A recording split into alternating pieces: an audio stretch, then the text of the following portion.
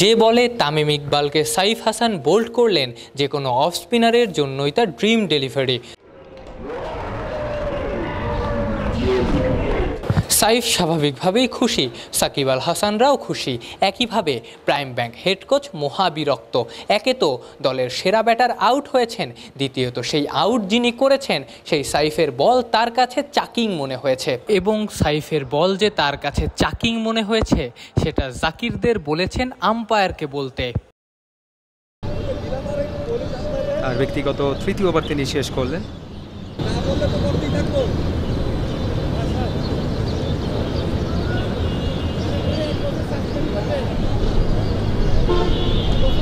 বিশ্বনন্দিত cricketer, বিশ্বসেরা allrounder, এবং যিনি ক্রিকেটকে অনেক বেশি ভালোবাসেন। শুধু তাই বলবো না, ক্রিকেটের মধ্যেই তার সমস্ত কিছু চিন্তা ভাবনা সবই ক্রিকেটকে ঘিরে।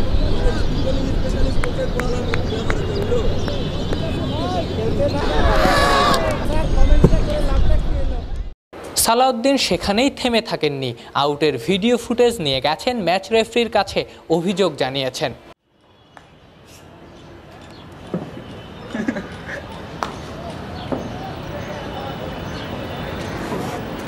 ম্যাচ রেফারির অফিসিয়াল কোনো বক্তব্য পাওয়া না গেলেও জানা গেছে ম্যাচ চলাকালীন তাদের কিছু করার নাই, তারা সাইফের বোলিং অ্যাকশন অবজার্ভ করবেন, সন্দেহজনক কিছু পেলে রিভিউ করতে পাঠাবেন।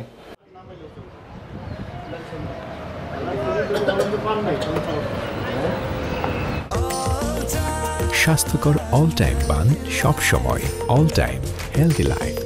এই ঘটনার সময় বোলিং প্রান্তে আম্পায়ার ছিলেন মিশু চৌধুরী। এই ডিপিএলে এটাই এই নারী আম্পায়ারের প্রথম ম্যাচ। এর আগে এই প্রাইম ব্যাংকের ম্যাচে এই ডিপিএল ডেবিউ হয়েছিল আর এক নারী আম্পায়ার সাথীরা আক্তার জেসির।